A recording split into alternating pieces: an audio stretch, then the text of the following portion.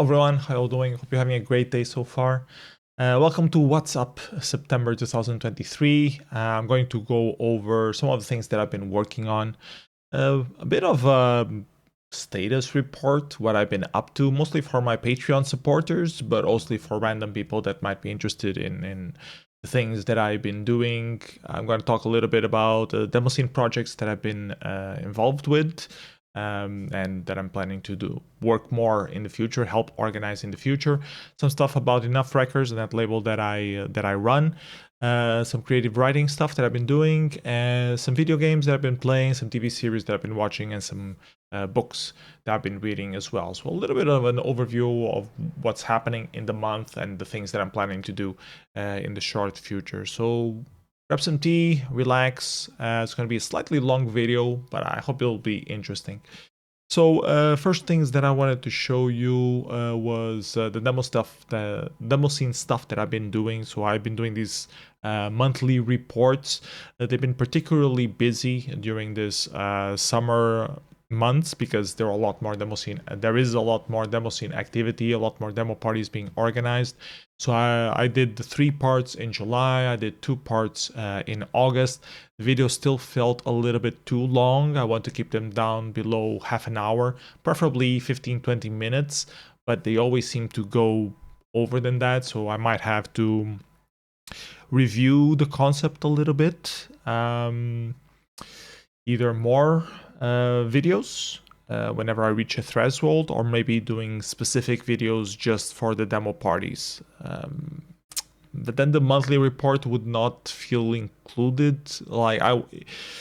If I do a specific video just for a specific demo party, and I have done that in the past, like a party aftermath sort of video, and I go over just the party stuff, then when I talk about the party on the monthly report video, I just say, oh, check the other video. And people who only check that party report will not know about, the best releases that have come out at that party. So there's a bit of a trade-off. I want to keep the Demoscene report format to be like, if you don't follow the Demoscene at all, and you just follow this video series in particular, you will keep up to date with everything. So that's the end goal. So I might have to rethink things a little bit. I think overall the series has been okay. It's been growing in terms of viewers, and I've been having some good feedback. Some people ask if I could, show the demos that I'm talking about while I'm doing that. And I could do that, but it's a lot more extra editing work. Like, to do these videos currently, I take the whole month gathering links whenever I see them, and then about 1 or 2 days preparing the thing, making sure that Demozoo has all the screenshots, all the information that I want to show about all the recent parties, maybe contact some party organizers or some people if there's something particularly missing. Then I have to do the background effects for the TIC 80, which also takes a couple of hours usually. And then check if every single link is working before I record, and then the next day I have a session just recording the thing, and hopefully it goes in one take. If it doesn't go in one take, it starts becoming problematic, because the more tired you get of talking, the easier it is to start making mistakes and lose a little bit of the hype. So there's always 2-3 days of intense work going onto it, and then the rest of the month just casually picking up random links here and there as I'm browsing the internet.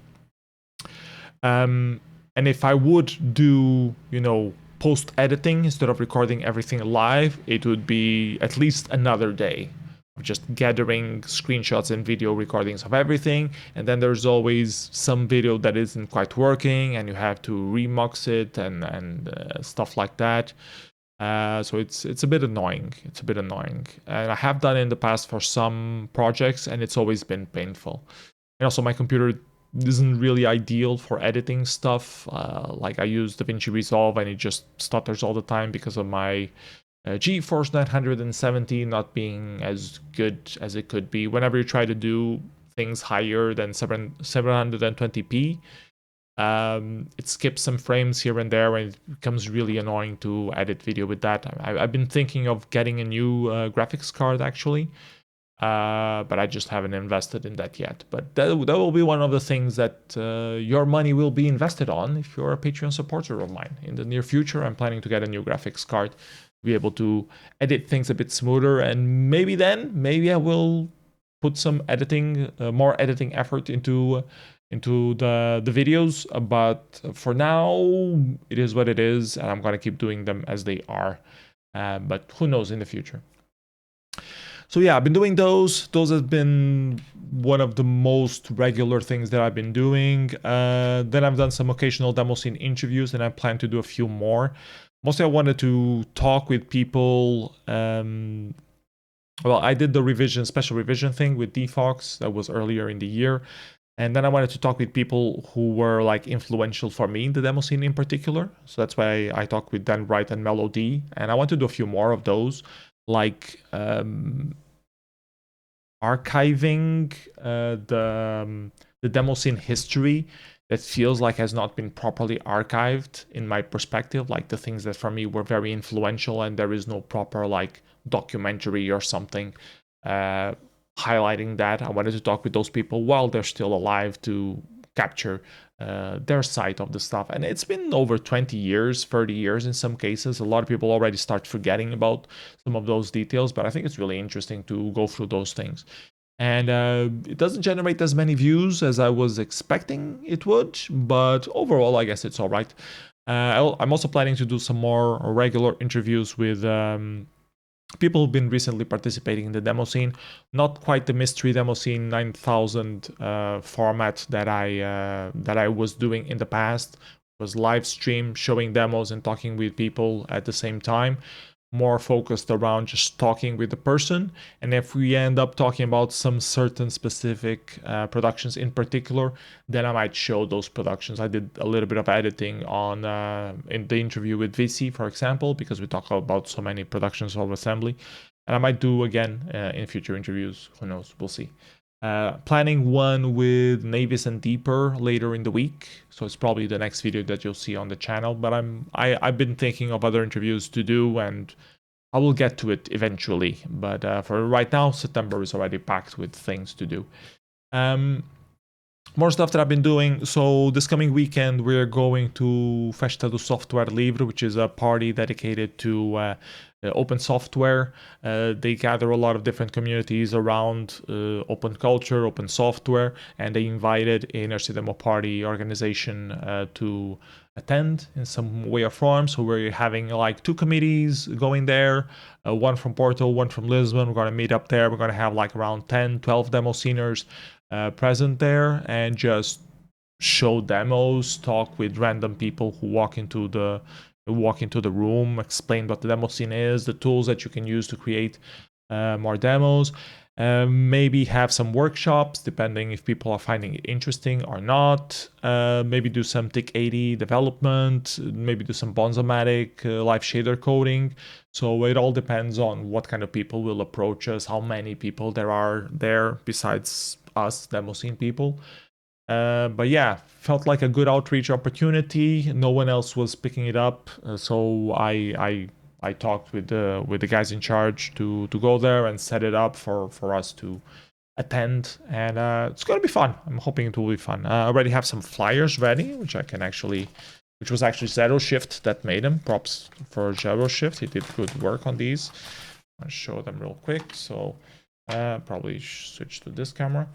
So just quick flyers saying, just a list of programs and repositories that, talk about Demoscene. And you have a list of all interesting links and references on the back.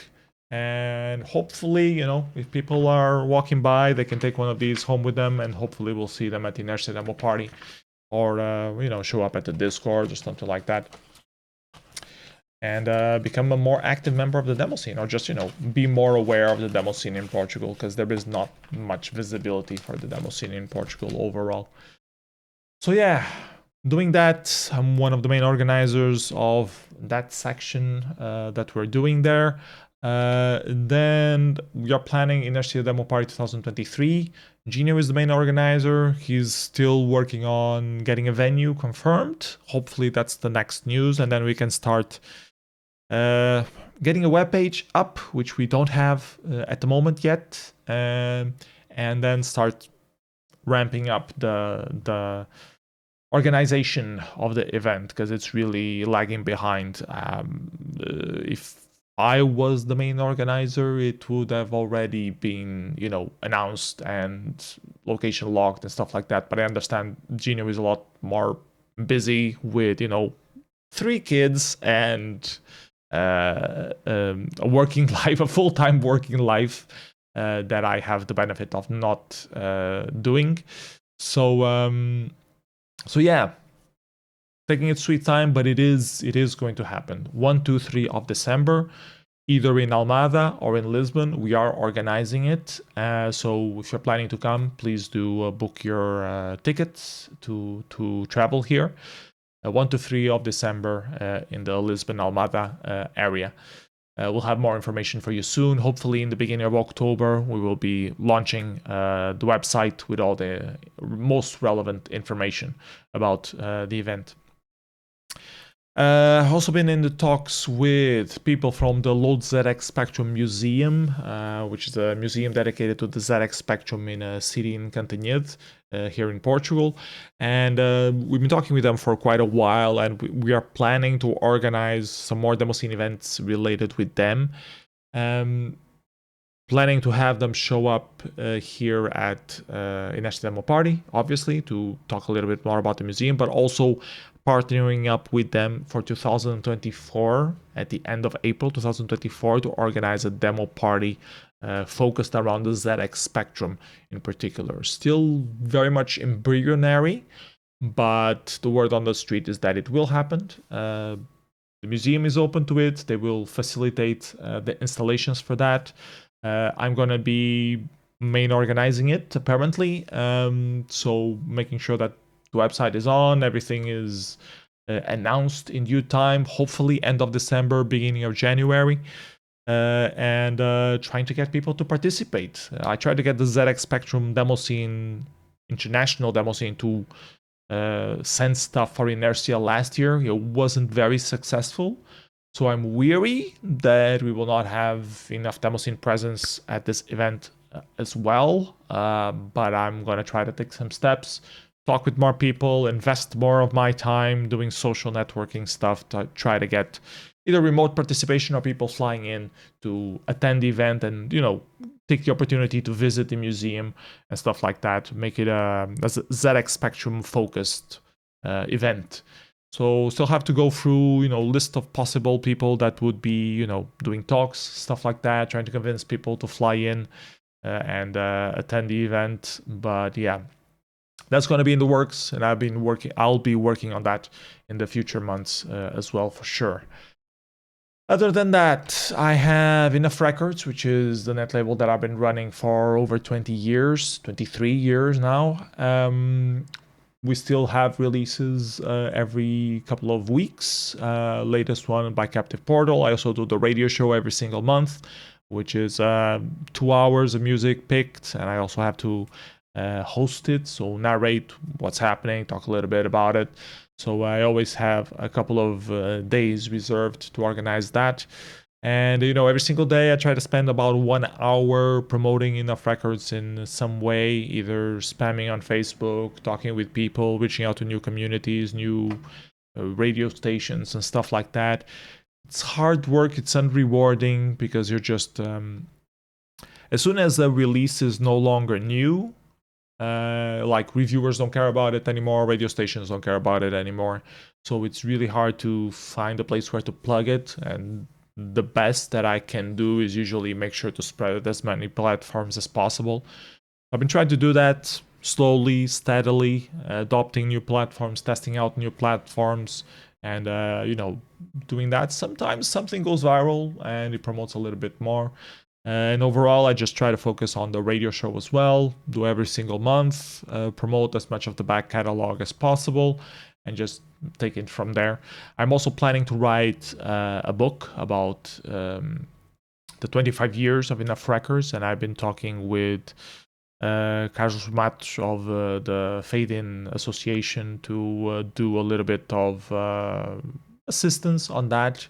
try to guide me a little bit on what would be more interesting to write about from the reader perspective, and also trying to get him to do like a write-up, an introduction sort of write-up on the book itself once the book is finished. So that's the idea.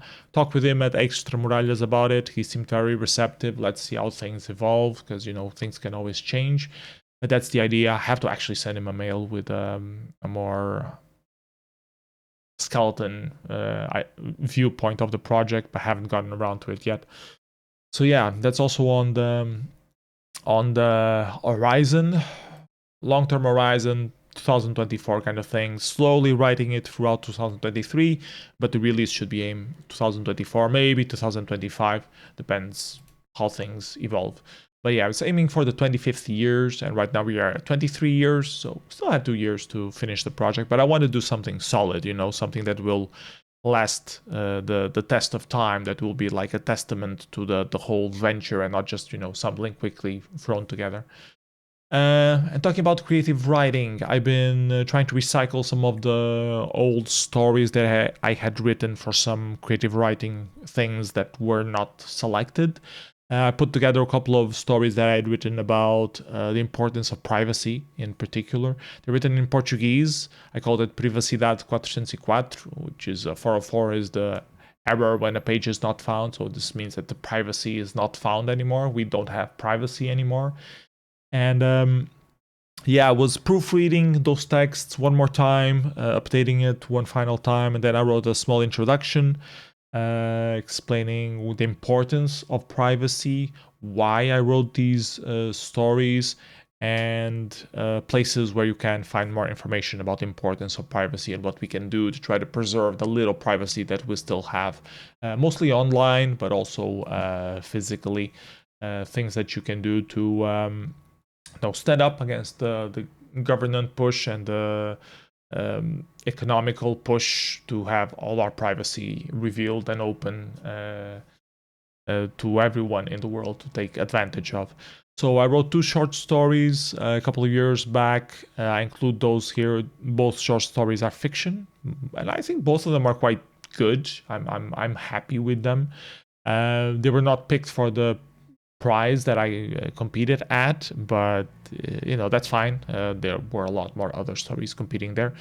I put both of them together, and also at the end I want to do some sort of basic tips on how you can improve your personal security and privacy in the modern day and age, focusing a couple of paragraphs for every single thing, like the point of view of privacy and security when you have access to a physical machine, then the network layer, then the problem with email, the problem with social networks, those kind of things. I did a preliminary write-up on that a couple of days ago, and I need to do another overview of it, edited it a little bit, see what's wrong, what isn't wrong. And I'm planning to release it maybe in a couple of weeks. Maybe get someone from digital rights associations in Portugal to do a little introduction about it as well. I will talk at FSL 2023. I will talk with a few people to see if they may be interested in that. We'll see how things evolve from that. But I've been working on the cover artwork. This is a photo taken from Pexels, which was free to use, and I applied some AI deep learning filters on it to make it look a bit more like watercolor based kind of thing. And picked a font, tried to do some lettering. I'm happy with the cover. I think it works. I just finished this today, so I still have time to rethink things. To think also of the back cover and small details like that, like small blurb explaining what the book is about, one-line information about the author. So still a lot of small things to finish up before it's ready for publishing. But it's coming along nicely. So that's one of the things that I've been working on throughout September as well. Slowly, like one day here and there, trying to do some stuff. So these were the main creative things that I've been working on. Then I've also been consuming a few other things in general. I've been playing some video games. Marvel Snap. I had played the open beta that came out on Steam about a year ago, and then I kind of gave up on that because it felt like too much of a grind. Now it was relaunched officially, and I saw some people playing on Twitch, and I was curious to see how it evolved. So I tried it once again. Still feels a bit grindy to reach, the top tier decks. It feels like you can get your ass kicked at any moment if you don't have those top cards, and it takes quite a bit of grind to get those top cards. But I've been playing it casually and slowly making my way into getting top decks, and maybe I'll give up on it, maybe I'll keep doing it, I don't know. I also played it with my kid a while. Like, he sits on my lap, he tells me, oh, I want to play this card, I want to play that card. So it can be fun for a little while until he gets bored. Then I've been playing a little bit more of N++. There was a new, very big map pack that was released, made by the community. I've been playing that, which has been challenging, but it's okay. I haven't been doing all gold and stuff like that, but anyways, sometimes I record some videos of it, but I haven't recorded any of these for the new map pack yet, because it still feels like I'm playing through the maps. It's not very interesting to watch, but if I find like a particular challenge in the future that I'm nearing completion, I might record a few more videos again in the future. Then I've been playing gemcraft frostburn Wrath, which is tower defender that I used to play on Flash a long time ago, and this is the latest version. I saw it being announced, and I picked it up again. It has a lot of maps, a lot of challenges. Slowly grinding at it, and it's been interesting. It's been fun, but at the same time, it feels a bit more of work than fun. So I've been dosing it a little bit, seeing how things go. What else? I've been also playing a little bit of pikuniku. I want to play this with my kids, see if he would like it. He wasn't very interested in the game. And then I played one more session myself, just to advance a little bit. And I'm not particularly interested in it. I mean, the storyline is okay and it's cute. I don't know. I'm just not feeling it. But maybe I can play it some more with the kid later on. Thing is, the kid wants to control the character himself, which would be fine, but he can't use the controller just yet. Like, he doesn't have a sense of I press right and the character goes right just yet. He's more used to the iPad in that regard. So it's not very playable yet with him, but maybe someday. Other stuff, been watching some TV series as well in the nights before bed while the kid is watching iPad. Mr. Selfridge, we went through the 4 seasons of this. It's pretty decent. It's the story of the guy who made the famous stores in London, convenience stores that were first launched the earlier 1900s, I believe. And it's a bit of a dramatization around it. It's interesting. It was worth watching. I guess if you like sort of historical dramas sort of thing, that might be your cup of tea. Otherwise, maybe not so much. But yeah, I enjoyed it. None of the things that we were watching were Our Flag Means Death. We just finished watching season 1. I think season 2 is coming out in October. It was very funny. I don't remember where I got it from anymore. But yeah, it's very silly, very stupid. But it's funny as hell. It reminded me a lot of Red Dwarf, the space flying thing that was just nonsensical. This one is very similar, but in terms of pirates. It's a pirate, but not quite pirate, and pirates doing piratey things or nonsense stuff happening, and it's hilarious in a lot of ways. So well done in that. And these were the only TV series that we've been watching. I also been reading a little bit more again, and this one I need to go into this view to show the books. This one, Jack London's White Fang, adapted for comics in Portuguese, which is recently released. Classic artwork style. The artwork is okay. The storyline was way too rushed. It felt like the original storyline was much better than this adaptation. I didn't particularly like it because of that, but I did like the story overall.